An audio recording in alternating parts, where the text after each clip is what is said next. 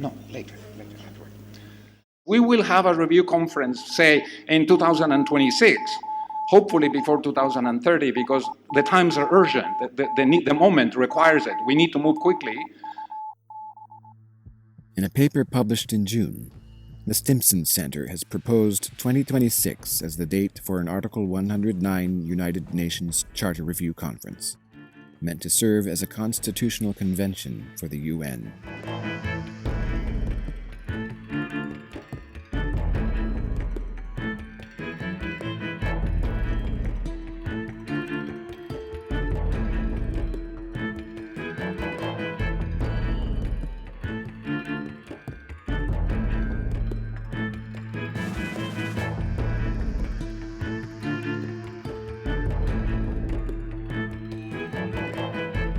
The UN, it seems, was always intended to mature one day into a full-grown world government.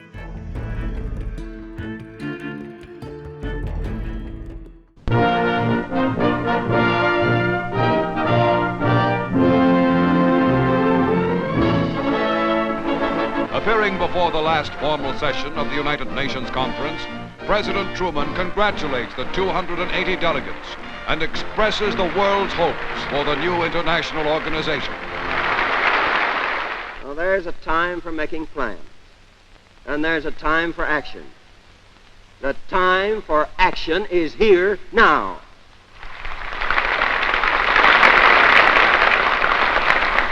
Let us, therefore, each in his own nation and according to its own way, seek immediate approval of this charter and make it a living thing. Madeleine Albright kickstarted the recent spate of UN reform efforts starting around 2015. Ms. Ellen Leibson is President and Chief Executive Officer of the Stimson Center. She is a member of the Council on Foreign Relations. I try to be a glass half full person when we look at the UN. We also have to be realistic, I think, about what is achievable in an institution that, after all, is made up of member states. It can only do what the member states want it to do. It doesn't really have sovereignty of its own beyond the will of its members. And that has been one of the sources of tension in global governance right from the get-go. If you go back to Woodrow Wilson's early peace ideas throughout the 20th century, there has been, I would say, this tension between whether we want some supranational governance structures that actually have the authority to make decisions and to intervene, or whether we default always to the sovereignty resides in the nation states and the institution can only do what its members instruct it to do.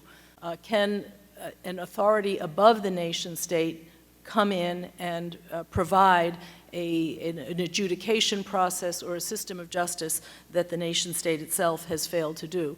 So where is that demand for global justice, for a global support system or intervention that is because of an inability of a political unit, whether it's the nation state most likely, to provide those institutions of justice. All of these institutions are feeling a little bit dated, that they're feeling like they can't quite keep up with the way in which the world is changing. And how do we set new norms for providing the core functions of security and justice in a world where borders are more porous and where people can engage as individuals independent of their political architecture, which is certainly the world that we live in today. And really, I'm going to base my remarks almost entirely on a commission report. I think we handed out a one-page summary of the key findings that was released in June by the Stimson Center and the Hague Institute for Global Justice. Her report was reprinted later that year by Global Policy Journal.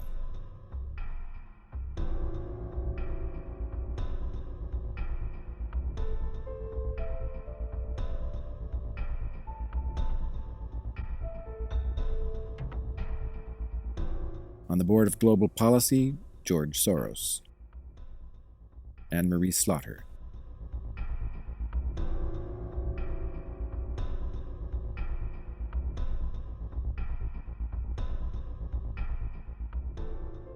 Agustin Carstens, a Mexican banker who now leads the Bank for International Settlements, and who in 2020 discussed ominous plans for central bank digital currencies. We don't know, for example, who's using a $100 bill today. We don't know who is using a 1,000 peso bill today. A key difference with the CBDC is that central bank will have absolute control on the rules and regulations that will determine the use of that expression of central bank liability. And also, we will have the technology to enforce that. And we created together a commission as part of a series of activities that civil society and research organizations are doing as we prepare for the UN's 75th birthday, the anniversary of the founding of the UN in 2020. We have set some high bars of what we hope the international community can achieve, but I would say we are not radical transformers. We are trying to accept some of the political realities of the UN system as it currently exists and trying to change it incrementally. We are not suggesting that you can do a 180-degree transformation of these institutions. There are some underlying realities of the politics of the UN that we don't think we alone will be able to change. So our commission was co-chaired by Madeleine Albright and Ibrahim Gambari from Nigeria. It turns out the two of them went to graduate school in Columbia at the same time. They were great friends when they were both permanent representatives of their countries to the UN. I have every expectation that we can build a better international system. So she comes with a very strong moral imperative about how to improve these institutions of global governance. So we put together sort of your ideal group of people representing very different constituencies. You'll see on the piece of paper, if you have it, who the commissioners were. They were from Brazil and Indonesia and India and China, and we had the PERM 5, but we also had many of the key players from the developing world, the global south. Here's how we think about the work that we were doing. That we see that governance is a larger concept than government because there are other actors and processes that come into play. We see security and justice as core responsibilities of governments, but there are places where security and justice are required and they live outside of government control. And then more broadly, we tried to then look top down, okay, how would we change the architecture? I myself am a little more of a realist than I think some of our friends at the Hague Institute of where is the demand or the appetite for major change in the international architecture. I think that we have to acknowledge that the demands of the emerging countries are, for now, very self-interested. They are not thinking the way President Wilson or the founders of the UN were about what is good for everybody. Instead, they come with a grievance or a resentment that the UN system currently does not give them what they think should be their fair share of decision-making authority, power, influence, etc. But they're not necessarily saying, how could we build a better UN that would be fair to everybody? So what we have right now is still, we're a little bit stuck in a North-South debate. We're a little bit stuck with the North being resistant to too much change, but I don't believe yet that we see any North-South consensus on how much change will the UN system be able to bear. But we accept that change is needed and that we've got to be pushing ourselves, and this commission is one of the conversations, and we're very inclusive of other conversations, the International Peace Academy, other groupings, and we've been visiting each other's conferences and trying to identify where are there areas of emerging consensus, at least among experts and civil society members, to propose to the UN by its 75th birthday what can be done better. Very basically, when we look at the macro, when we pull together all these ideas and kind of look from the top down at the UN, I would say that our group could not come up, in part because Madeleine Albright, as the American, let's be honest, the United States has less incentive to deeply change the Security Council than other countries, and we can't accommodate the demands of all of these countries that we're friendly with, not everybody can get what they want. So we tend to be passive. We tend to keep looking for, well, if there's a coalition of countries that can all agree, sure, we can endorse, we can support, in theory, expansion of the Security Council. Weakening of the veto, maybe not, but I think there are some simple ways to make the use of the veto more restricted, and so it will feel to countries of the global south that it's a more democratic process. Again, I come from a realist perspective. I think the best we can hope for is incremental change. I don't think there will be consensus for a radical transformation. We want to be aspirational, we want to set a high bar, but we also want to be able to measure change in real time. We want to say that within the next 5 years, some improvements can be made in how the UN manages its very important role. In September, Stimson reiterated its call for the 2026 Charter Review Conference in a report with the Doha Forum. Why 2026 was chosen is unclear. It was suggested last year as a possible date by senior World Bank economist Augusto Lopez Claros. There is much talk about India, for instance, beginning to move to the technology frontier. In November, he delivered a speech at a long-standing globalist meeting in India, which for 2 decades has called explicitly for world government. I'll be saying more about this Indian conference in future episodes. CMS, the winner of the UNESCO Prize for Peace Education in 2002 through its curriculum of education for protection and security, since the turn of the century has been convening the international conferences of Chief Justices of the world that aims to unite the world for children through enforceable international law and effective global governance. How do we get there? We already know what that future should look like. The question is, how do we get there?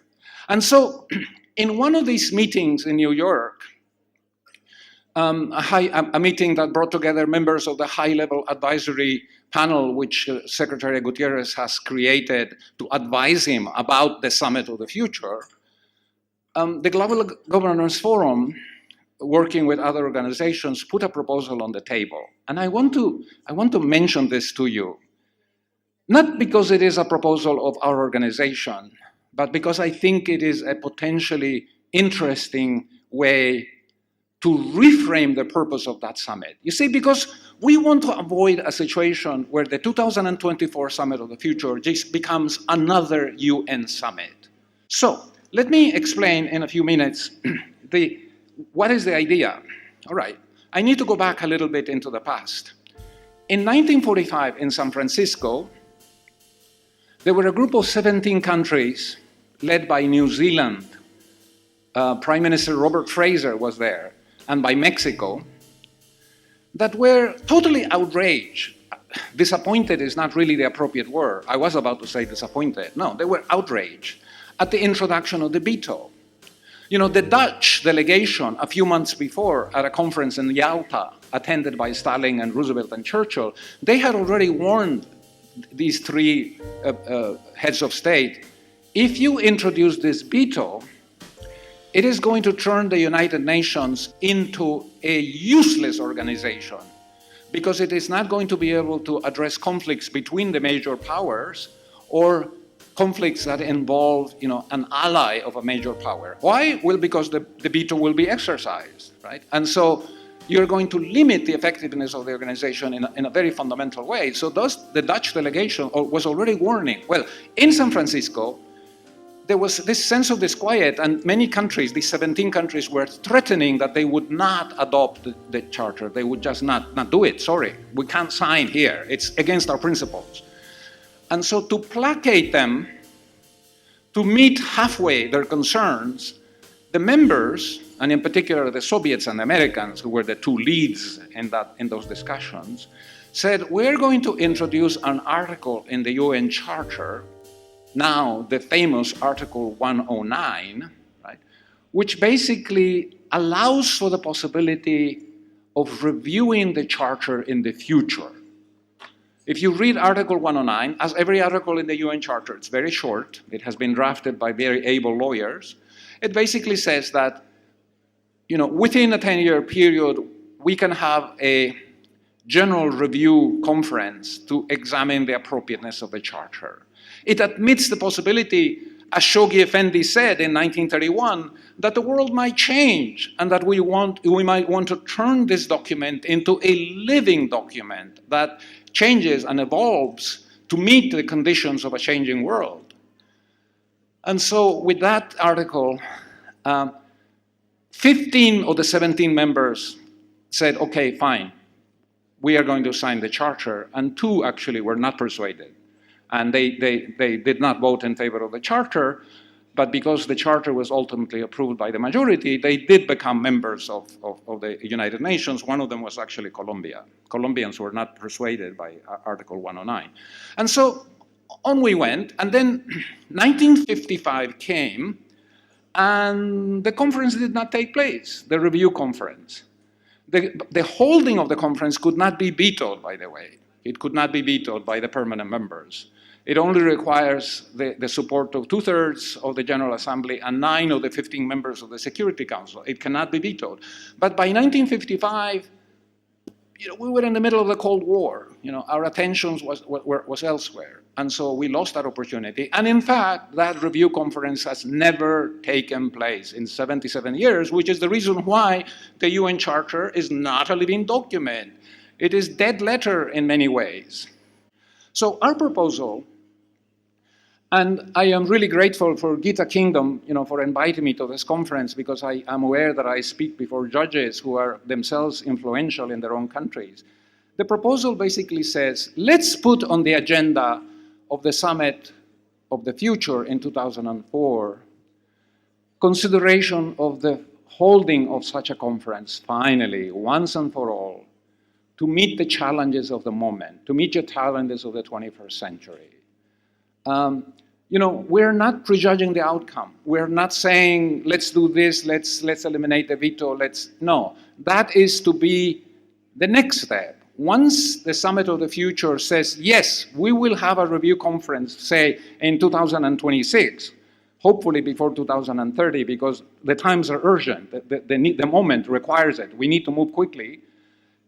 Then at that conference, we will have a consultation, a broad-based consultation, and my hope is that India will play an important catalytic role in that conference. Why?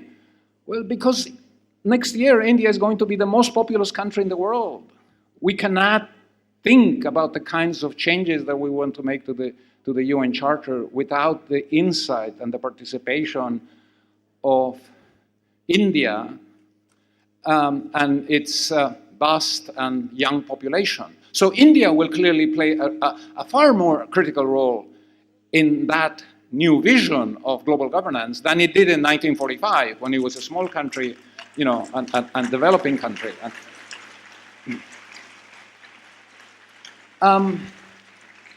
What is the downside, I ask you? There is no downside to considering the possible holding of a review conference at the Summit of the Future. We're not prejudging the outcome. We are simply saying, let's have that consultation, let's have that conversation. Let's hear out the Indians and the Africans and the Latin Americans and all the voices of the world as to what kind of a future do we want and how do we get there. We owe it to future generations.